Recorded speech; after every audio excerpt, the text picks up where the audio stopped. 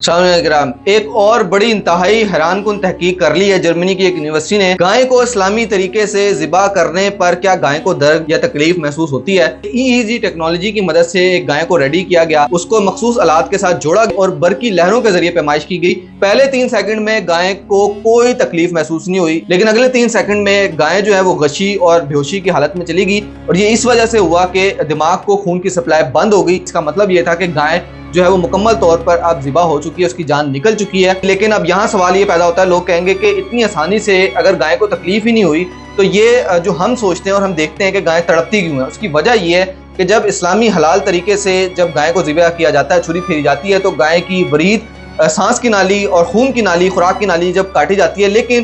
آپ یہ دیکھتے ہیں کہ ہم سر جو ہے وہ علیحدہ نہیں کرتے، سر جو ہے وہ گائے کا جڑا رہتا ہے دھڑ کے ساتھ، اور یہی وجہ ہے کہ جس کے ذریعے جو جانور کے دماغ میں موجود جو پیچیورٹی گلینڈ ہوتے ہیں وہ ریڑھ کی ہڈی کے تھرو گردوں میں موجود انڈرینل گلینڈ کو جو ہے وہ سگنل بھیجتے ہیں، اور انڈرینل گلینڈ جو ہے وہ ایک انڈرینل لیک جو ہے وہ خارج کرتا ہے، جس کی وجہ سے تیزی سے خون بہتا ہے۔ اور تیزی سے خون بہنے کی وجہ، اصل وجہ یہ ہے کہ تیزی سے خون بہنے کی وجہ سے گائے جو ہے وہ اس کو تکلیف اس طریقے سے محسوس نہیں ہوتی، اور وہ غشی بیوشی کی حالت میں جانے کے بعد جو ہے وہ اس کی جان جسم سے نکل جاتی ہے۔ تو سبحان اللہ، قربان جائیں اللہ کی قدرت پر کہ اللہ نے کیا طریقہ کار واضح کیے ہیں۔